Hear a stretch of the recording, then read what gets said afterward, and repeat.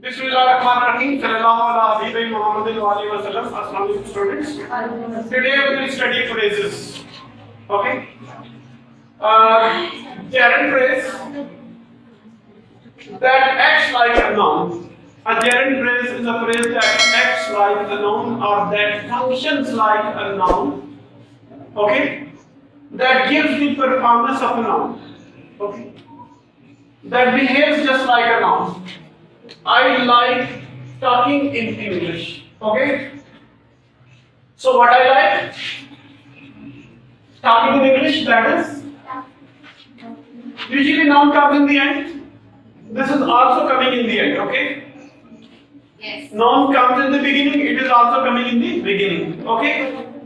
So that's the reason it's a gerund phrase, and it's a there is ing in gerund phrase because it's a verbal noun also. Okay, verbal noun. It comes from the verb. Okay.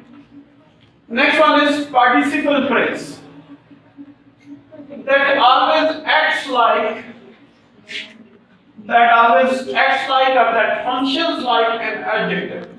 Okay. Basically, what is participle? That comes from verb. Okay, from smoke, smoking, from talk, talking. Okay, it acts like an adjective. For example, the boy sitting by the road.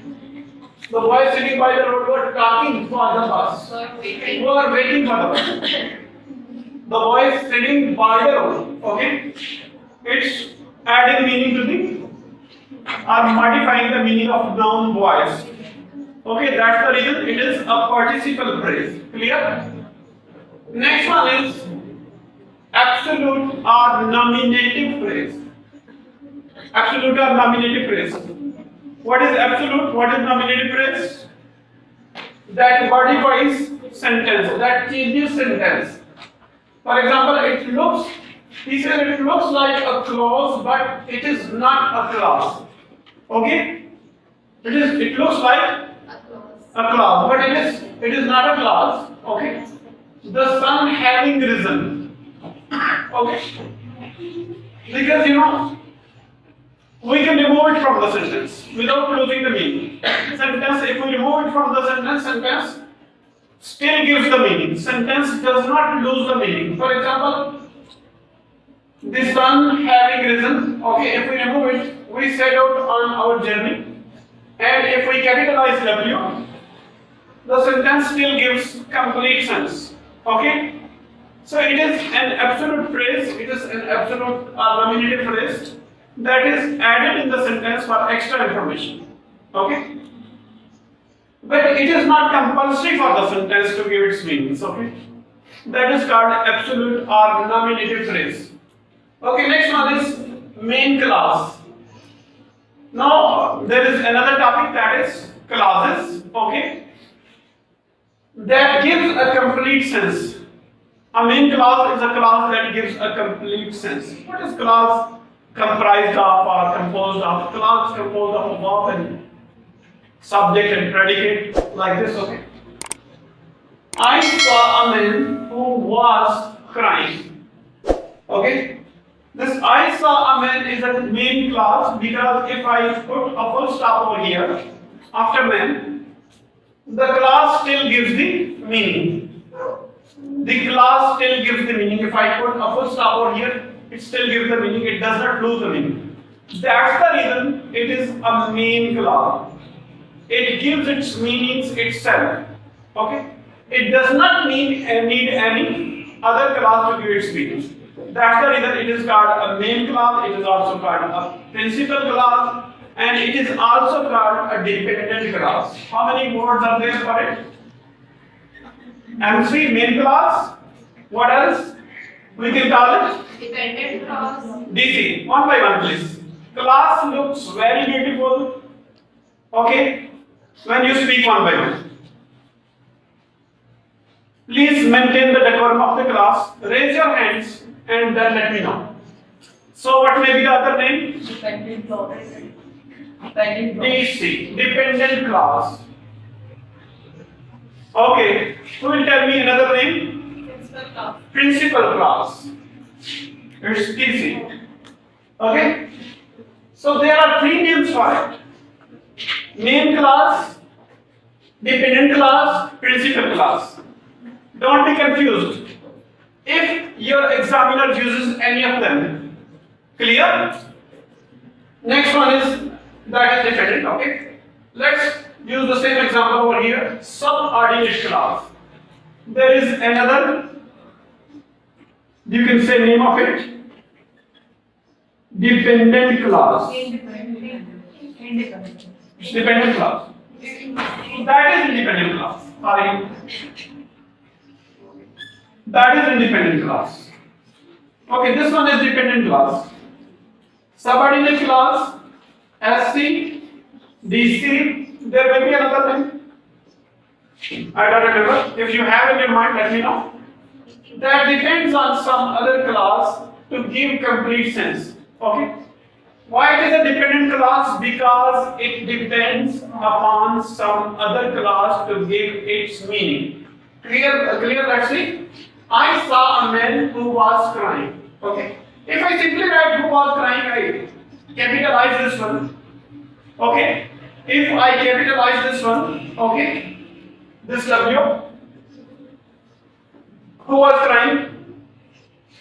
Does it give a complete sense? Definitely. There might be a question what you are talking about, who was crying. If I say who was crying, every student will ask me, sir, what do you mean? Who was crying? Okay?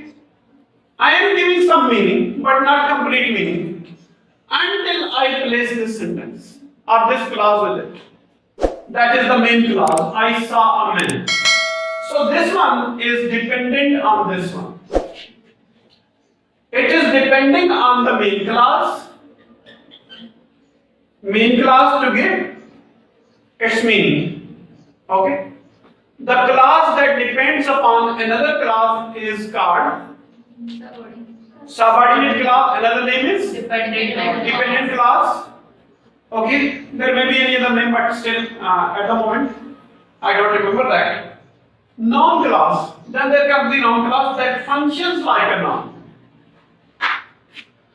Okay, that acts like a noun. What are the qualities of noun? Usually it comes in the beginning, it comes in the end of the sentence, it comes in the beginning of the sentence. Okay, and sometimes possibilities are there. I know that patience has its limit. Okay, so this is coming in the end. That's the reason it is a noun class, because noun, if we define noun, noun usually comes, behaves like, you can say, acts like a subject or object, it's acting like an object. Okay. That's the reason it's a noun class, because noun acts like an object, acts as an object, or do you disagree? I don't understand. What is the quality of noun? What is the quality of noun?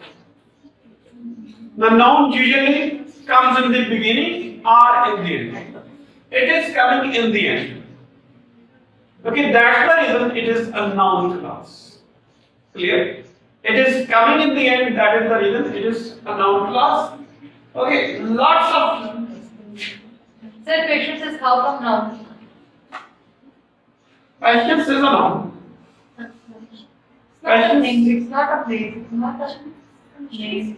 Patience. See, patience is, you can say there are nouns like abstract nouns. Patience is an abstract noun. It's not a material noun. You cannot show patience. It doesn't have a material, you can say, form. Okay, that patience has its limit. Lots of noun classes start with, they start with that, how, on, WH, words like what, which, who, when, where, or why. Okay? So it is starting from that. That is the reason it is a noun class. Okay? For example, I know how it happened. It's starting from question what how. It is starting from WH word.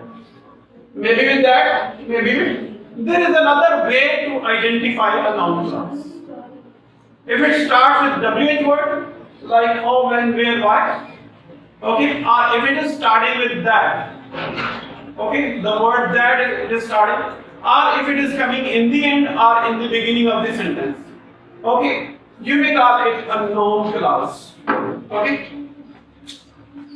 Next one, we'll study the next classes, maybe tomorrow, okay, and if you have any question or queries in your mind, you may ask me.